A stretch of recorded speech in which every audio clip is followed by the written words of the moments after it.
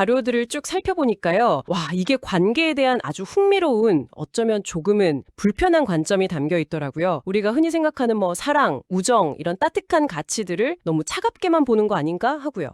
충분히 그렇게 느끼실 수 있습니다. 보통 관계의 문제를 이야기할 때 우리는 진심, 노력, 배려 이런 걸 먼저 떠올리니까요. 그렇죠. 마음의 문제라고 생각하죠. 네네. 하지만 이 자료는 그런 감정적인 요소들 이전에, 아니 어쩌면 그보다 더 깊은 곳에 작용하는 아주 근본적인 변수가 있다고 말합니다. 근본적인 변수요. 바로 관계 안에서 당신이 어떤 위치를 차지하고 있느냐 하는 거죠. 그래서 오늘 저희가 이 자료를 바탕으로 한번 깊게 파고들어 보려고 합니다. 우리가 되게 낭만적으로만 생각하는 이 헌신이라는 가치가요. 그 보이지 않는 권력 구도 안에서 어떻게 변질되고 또 재해석되는지 그 냉정한 현실을 한번 보려는 거죠. 자료가 던지는 첫 번째 화두부터가 아주 도발적이에요. 헌신에도 자격이 필요하다. 이게 대체 무슨 의미일까요? 헌신은 그냥 마음에서 우러나와서 하는 거 아닌가요? 바로 그 지점이 이 이론의 출발점입니다. 핵심은요, 당신의 진심이나 행동 그 자체가 아니에요. 당신이 관계에서 어떤 위치에 있느냐, 바로 그게 당신 행동의 가치를 결정한다는 겁니다. 당신의 그 순수한 마음이나 노력과는 별개로 당신의 존재가 상대에게 대체 불가능한가 아닌가, 이게 모든 걸 해석하는 기준점이 된다는 거죠. 자, 그럼 그 기준에 따라서 구체적인 상황을 한번 보죠. 만약 당신이 상대적으로 힘이 약한, 소위 말하는 을의 위치에 있다. 그러면 어떤 일이 벌어질까요? 자료에 나온 예를 보니까 정말 섬뜩하더라고요. 당신이 애정을 담아서 자주 보내는 연락은 관심이 아니라 숨막히는 집착이 된다. 이 이론의 관점은 같은 행동이라도 누가 하느냐에 따라서 받아들이는 사람의 감정이 완전히 달라진다는 겁니다. 을의 위치에 있는 사람의 잦은 연락은요, 상대방에게 나를 잊지 말아달라, 나에게서 멀어지지 말아달라 는 어떤 불안의 신호로 읽히기가 쉬운 거죠. 행동 자체에 담긴 순수한 의도보다는 그 저변에 깔린 의존성이 먼저 느껴지는 겁니다. 그러니 받는 입장에서는 애정보다는 압박감이나 부담감을 느낄 확률이 높다는 분석이에요. 듣고 보니 일리가 있네요. 상대가 나보다 더 나를 필요로 한다고 느껴지는 순간 그 사람의 모든 행동이 조금씩 부담스러워지는 경험, 다들 한 번쯤 있을 테니까요. 선물 얘기도 마찬가지더라고요. 내가 정말 큰맘 먹고 준비한 비싼 선물이 사랑의 표현이 아니라 제발 나를 떠나지 말아달라는 비굴한 뇌물로 격화된다. 와, 비굴한 뇌물이라니. 표현이 정말 신랄하죠. 주는 사람 입장에서는 내 모든 걸 건 사랑의 징표일 수 있지만 받는 사람에게는 전혀 다른 의미로 다가올 수 있다는 겁니다. 여기서 이제 중요한 질문이 생기는데요. 왜 이런 해석의 차이가 발생할까요? 이 이론에 따르면 상대방은 그 호의를 순수한 고마움이 아닌 빚처럼 느끼기 때문입니다. 그 감정 뭔지 알 것 같아요. 누군가에게 너무 과분한 선물을 받으면 고맙다는 생각보다 내가 이걸 어떻게 갚지? 하는 걱정이 앞서는 그런 거예요. 바로 그겁니다. 그 선물이 상대의 마음을 얻기 위한 투자처럼 느껴지는 순간 순수함은 사라지고 관계는 거래가 되어버리는 거죠. 맞아요. 그 빚이라는 감정이 관계 역학을 왜곡시키는 겁니다. 상대는 당신의 헌신에 고마워하기는커녕 오히려 당신을 점점 더 만만하게 혹은 하찮게 여기게 된다고 자료는 지적해요. 헌신하면 할수록 내 가치가 오히려 떨어지는 거네요? 아이러니한 상황이 펼쳐지는 거죠. 내 노력이 나를 더 약한 존재로 만드는 일종의 족쇄가 되는 셈입니다. 그래서 결국 내가 너한테 어떻게 했는데 나한테 이럴 수 있어 라면서 상대를 원망하는 상황까지 가게 되는 거군요. 자료는 이런 사람들이 문제의 원인을 상대의 인성 탓으로 돌린다고 꼬집어요. 저 사람은 배은망덕하다 거나 내 진심을 몰라주는 나쁜 사람이다 라고요. 하지만 사실은 그게 아니라는 거네요. 네, 이 이론은 문제의 진짜 원인은 바로 관계 안에서 이미 기울어져 버린 자신의 낮은 위치에 있다는 거죠. 이미 기울어진 운동장에서는 아무리 열심히 공을 차봤자 골을 넣기 어려운 것과 같은 이치입니다. 문제의 원인을 외부가 아닌 관계 내 자신의 위치에서 찾아야 하는 아주 냉정한 분석인 셈입니다. 알겠습니다. 을의 위치에서는 뭘 해도 오해받고 가치가 떨어지는군요. 듣고 보니 정말 암울한데 그럼 이 이론대로라면 갑의 위치, 그러니까 대체 불가능한 존재가 되면 뭘 해도 다 용서가 되고 심지어 칭찬까지 받는다는 건가요? 이건 이것대로 너무 불공평하게 들리는데요?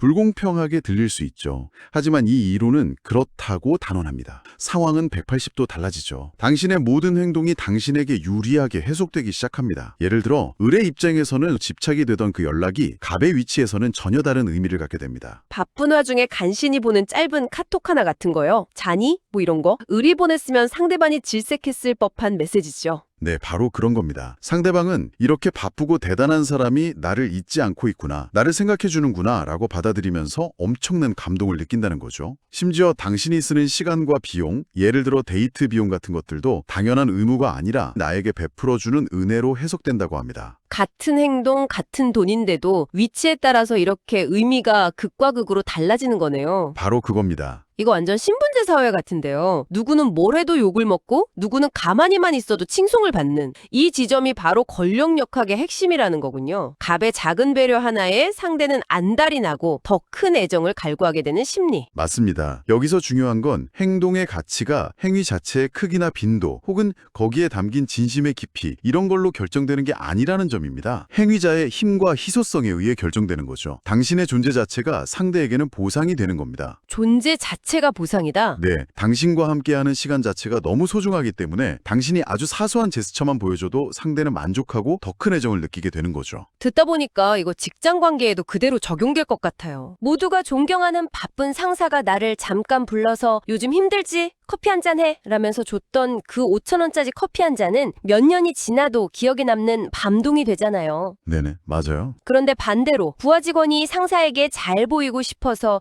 매일 아침 최고급 원두커피를 사다 바친다면 그건 그냥 당연한 일이 되거나 심하면 압으로 보일 수도 있으니까요. 정확한 비유입니다. 그 상사의 5,000원에는 단순한 커피값이 아니라 그의 시간과 관심이라는 희소한 자원이 포함되어 있기 때문에 가치가 증폭되는 겁니다. 결국 당신의 존재가 이미 관계의 중심을 잡고 있느냐 아니냐가 모든 것을 결정하는 거죠. 이 모든 이야기를 듣고 나니까 이 이론이 내리는 최종 결론이 뭔지 알 것 같으면서도 좀 두렵네요. 자료에 아주 단호한 문장으로 명시되어 있던데요. 네, 이 이론의 모든 분석을 관통하는 어떻게 보면 가장 폭력적으로 들릴 수도 있는 문장입니다. 바로 이것이죠. 힘이 없는 자의 헌신은 무능이고 힘 있는 자의 헌신만이 사랑이다. 정말 잔인한 말이네요. 누군가의 그 진심 어린 마음, 상대를 위해 모든 걸 내어주려 했던 그 순수한 헌신을 그냥 무능력으로 치부해버리는 거잖아요. 그렇죠. 내가 아무리 상대를 사랑하고 모든 걸 바쳐도 내 위치가 약하다면 그 모든 것은 그저 상대에게 부담만 주는 무능한 행동으로 전락하고 만다는 거죠. 바로 그겁니다. 우리가 흔히 생각하는 순수한 사랑, 헌신적인 마음 같은 가치들이 힘, 즉 관계 내에서의 위치라는 전제 조건 없이는 제대로 된 가치를 인정받지 못한다는 의미입니다. 그래서 이 이론이 우리에게 시사하는 바는 명확해요. 만약 당신이 관계에서 어려움을 겪고 있다면 그 문제를 해결하기 위해서 맹목적으로 더 헌신하고 더 잘해주고 더 노력하는 것, 그게 정답이 아닐 수 있다는 겁니다. 오히려 그런 행동이 상황을 더 악화시킬 수 있다는 경고로 들리네요. 보통 관계가 삐걱거리면 내가 더 노력해야지, 내 진심을 보여주면 언젠간 알아주겠지라고 생각하기 나련인데 그게 완전히 틀린 접근법일 수 있다는 거군요. 이 이론은 문제의 본질을 파고들라고 말합니다. 상대에게 매달리고 헌신할 시간에 당신 스스로를 더 가치 있고 대체 불가능한 존재로 만드는 데 힘을 쏟으라는 거죠. 당신의 존재감을 키우는 것, 그것이 곧 당신의 관계를 그리고 당신 자신을 지키는 최고의 수단이라고요. 결국 관계의 해법을 상대방의 마음을 돌리는 것에서 찾는 게 아니라 나 자신에게서 찾아야 한다는 말이군요. 맞습니다. 상대가 나를 떠날까봐 전전긍긍하며 잘해주는 게 아니라 상대가 나를 놓치고 싶지 않게 만드는 것. 그게 핵심이라는 거네요.